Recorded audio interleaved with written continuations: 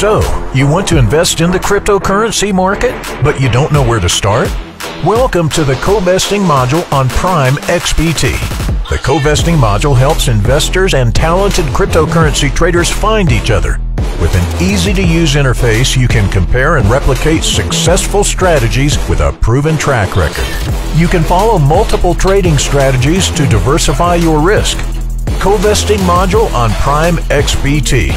They trade, you profit.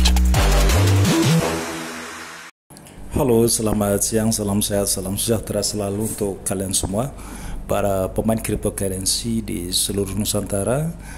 Siang ini saya coba mau review salah satu token pendatang baru ya, yang belum terlalu lama muncul juga. Cuman saya mau menyapa semua teman-teman yang ada di Rarcoin channel di YouTube, juga yang sudah bergabung di Rarcoin Telegram Group ya. Salam sehat, salam sejahtera selalu. Dan saya sudah lama sekali tidak ngobrol sama para penggawanya Rarcoin ya. Di situ banyak sesepuh Rarcoin seperti Mas Mahendro Suryo, guru besar saya ya. Ada Den Rafka, ada Pak Voltron, ada Mr. MNS, ada Mas Anjas, ada Mbah dukuncrypto.id ya, dan masih banyak teman-teman yang ada di sana. Tentunya sudah lama sekali kita nggak ngobrol-ngobrol ya, saya sendiri juga sibuk sekali, saya mohon maaf. Itu pertama. Kedua, oke, kita mau coba melihat salah satu token ya, namanya Pegasus ya, sebuah token berorientasi atau bertujuan amal ya. Pegasus diperkenalkan dengan ID atau nama di CoinGecko dan CMC adalah PEG ya, PAG, cryptocurrency yang berdiri di atas jaringan BIP -20 token atau di BNB Smart Chain, dan ekosistem kontrak pintar atau smart kontrak yang berada dan dibangun di atas jaringan Binance Smart Chain ya. Kalian sudah paham itu semuanya. Pegasus setiap transaksi akan dikenakan biaya pajak atau tax 1% dan disimpan di dompet donasi Pegasus, kemudian disumbangkan atau diteruskan ke Binance Clarity Wallet ya. Jadi yang di take pajak atau dipotong pajak 1% itu dikumpulkan pada sebuah dompet, kemudian disambungkan lagi atau ditransfer ke dompetnya Binance Clarity Wallet ya, dompet khusus yang dimiliki oleh Binance. Oke. Pegasus adalah token berorientasi amal yang tadi saya sudah sebutkan. Ada banyak proyek tipe RVI akhir-akhir ini ya, tetapi tidak satu pun dari mereka memiliki utilitas aktual yang akan membuat sebuah proyek tersebut berguna dalam jangka panjang. Tolong digarisbawahi ya. Banyak proyek tipe RVI ya, dan akhir-akhir ini kita tahu banyak bermunculan token-token baru yang memiliki total supply yang sangat luar biasa ya, di atas triliun bahkan kuadrat triliun ya. Tapi proyek-proyek tersebut apakah bisa sampai ke jangka panjang atau tidak, kita sama-sama memonitor ya, karena hari demi hari teknologi terus berkembang. Banyak para develop mengembangkan atau mengambil sebuah terobosan baru untuk mengambil sebuah peluang di cryptocurrency. Oke, solusi mereka adalah membuat token yang tidak hanya akan menerapkan biaya burn atau pembakaran 6% dan biaya redistribusi 1%, tetapi juga menukar 1% token dari setiap transaksi ke BNB dan mengirimkannya ke dompet donasi amal Binance. Pegayus terus berupaya atau mengubah lingkungan amal yang akan menggunakan kekuatan cryptocurrency dan mendesentralisasikan proses keputusan awalnya pajak atau tax 1% yang diterapkan untuk semua transaksi perdagangan Pegayus token yang dikirim ke dompet amal Binance yang dapat dilihat secara transparan, secara mudah oleh publik, ya. Dan ini mengedepankan transparansi atau keterbukaan, ya. Jadi tidak ada namanya istilahnya cuman just info, tidak seperti itu, ya. Akuntabilitas dompet amal untuk Pegayus akan dapat dilihat oleh publik di blog sehingga holder atau pemegang tidak dapat mengetahui dana yang terkumpul, tetapi juga bagaimana dana tersebut dibelanjakan. Jadi untuk tax yang dipotong 1% itu benar-benar mereka kumpulkan. Itu pertama. Tujuan dari Pegayus adalah sebuah cryptocurrency yang banyak sebenarnya memiliki visi dan misi ke depan, ya. Saya baru membahas satu item untuk visi dan misi Pegayus, cukup menarik menurut saya, ya. Dan belum lagi pembahasan yang lain untuk Pegayus. Sampai hari ini untuk holder sih belum terlalu relatif banyak, ya, baru di 22.350 per tanggal 11 Juni 2021 pukul 12.14 menit waktu Indonesia Barat. Oke. Dan Pegayus token untuk trading volume di 24 hours masih berada di kisaran 362.427.000 poin sekian. Oke. Dan untuk harga masih relatif lah sangat terjangkau, masih jauh sekali. Artinya ketika kita melihat sebuah token baru, banyak yang bermunculan, banyak pertanyaan yang muncul dari benak kita, ya. Contoh, ini token ke depan akan seperti apa? Apakah akan langgeng? Itu pertama. Terus apakah sang developnya juga terus konsisten dan komitmen mengembangkan token ini ke depan, ya, wajar, ya. Dan apakah nanti bisa lolos di certified-nya Sharetick, ya. Tentunya untuk saat ini banyak saya lihat token baru atau middle token yang dicek oleh Sharetick, ya.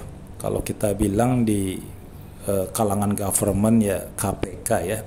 Jadi mereka harus cek, mereka harus audit dulu. Oke, banyak hal-hal yang diterapkan oleh Sharetick untuk melihat sebuah kontrak, smart contract token tersebut. Tentunya ada poin-poin tertentu yang mereka cari, dan ini saya rasa semua token ke depan akan mengambil langkah itu, yaitu untuk menunjukkan performa sebuah token itu baik, bagus, atau ada catatan khusus itu dijabarkan oleh Sharetick. Oke. Untuk roadmap, ya, masih banyak hal-hal yang perlu harus dikerjakan oleh tim Pegayus, ya. Ada rencana plan untuk membuat sebuah permainan, ya, seperti lotre atau macam itulah, ya. Tapi kalau saya lihat di sini belum berjalan, ini masih on process, masih on progress, dan ada beberapa yang harus saya cek, ya. Untuk Pegayus saat ini memang masih berimbang dengan banyaknya token-token pendatang baru, ya. Artinya belum menunjukkan performa yang signifikan, itu pertama, karena pertama umurnya juga masih kisaran 1 bulan, kurang lebih 1 bulan lah, ya. Jadi masih tahap proses pengembangan, mengambil sebuah terobosan untuk menjalankan sebuah keputusan yang sudah tertulis di roadmap mereka. Itu pertama ya. Dan ketika kalian ingin melihat sebuah token atau cryptocurrency, bicara fundamental dan etisi lain-lain, saya rasa untuk saat ini masih terlalu dini ya. Token baru lahir, memang sih ada banyak token yang baru lahir, kita sudah bisa mendeteksi, bisa melihat beberapa parameter bahwa token itu akan baik atau tidak ke depan. Baik dalam arti bisa grow ya, harganya bisa bagus ya, hari demi hari terobosan makin banyak ya, hari demi hari exchange yang memperdagangkan makin banyak. Itu progres yang bagus ya. Yang dinyatakan progres token bagus itu berkembang seiringnya waktu, tidak cuman secara data, secara komunitas, secara apapun, tapi semuanya berjalan secara serempak. Exchange makin bertambah ya, komunitas makin besar, dan semuanya berjalan lebih baik dan lebih baik. Itu namanya progres sebuah token yang bagus ya. Jadi tidak serta-merta dinyatakan token bagus, token yang lulus certified bla bla bla, tapi banyak pendukung faktor lain yang menjadikan sebuah token itu dinyatakan bagus. Tentunya bisa membawa value yang lebih baik ya, bisa membawa sebuah kenaikan harga token itu jauh lebih baik. Itu salah satu performan atas token tersebut yang kita lihat secara parameter ya. Kita bicara bagus tapi harganya stuck, itu belum tentu bagus. Seperti ada yang salah di marketingnya kah atau di apanya, atau bisa dinyatakan proyek tersebut kurang diminatin. Banyak hal, banyak faktor. Jadi kita mengeklaim mendefinisikan token bagus atau tidak cuma satu sisi ya, banyak hal ya. Di luar itu pun sentuhan media ya, tim mereka melakukan FOMO, melakukan promo di luaran sana, itu pun menunjang ya performansi token tersebut. Tidak hanya serta-merta secara develop oke, secara semuanya oke, tapi laju perkembangan token potensi grow itu ada yang lambat dan ada yang cepat ya. Untuk Pegayus, kalian saya menyarankan riset kembali ya. Saya menyarankan kalian cek ulang, untuk sama-sama menganalisa. Versi saya seperti ini, versi si orang lain seperti itu. Beda orang, beda pemahaman, beda analisa. Oh, si A analisanya cenderung seperti ini loh, yang menitik beratkan bahwa dia bisa mengambil kesimpulan itu token bagus. Si A, si B, dia menganalisanya seperti ini loh, menurut dia seperti ini baru bagus ya. Dua sisi menganalisa dengan cara yang berbeda, dengan cara pengambilan kesimpulan yang berbeda, dilihat dari sudut pandang yang seperti apa, itu berbeda ya. Jadi saya menyarankan kalian riset lagi ya. Jika menurut kalian ini bagus, kalian silakan ya. Kalian mau bermain long term, main middle atau main hit run, silakan.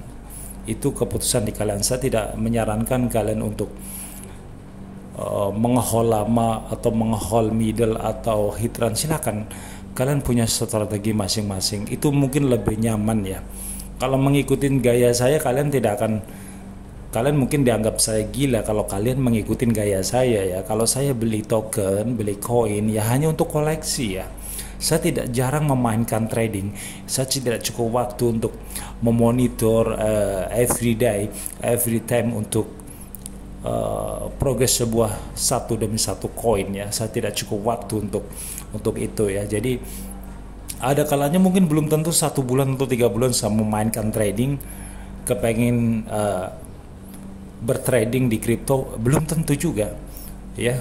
Dan mungkin saya juga lama ada beberapa exchange yang sampai saat ini sedang saya cari user ID-nya, karena seingat saya di catatan buku saya masih banyak token yang waktu beberapa tahun lalu saya beli, cuman masih lupa nih passwordnya ya di exchange mana, karena sudah beberapa ganti handphone ya, jadi sedang saya cari-cari ya. Untuk Pegasus saya pribadi sih saya udah prepare ya, saya pribadi saya udah prepare. Untuk teman-teman kalau mau prepare silahkan, tapi so far kalian bisa monitor ya, kalian harus in touch progress mereka ya.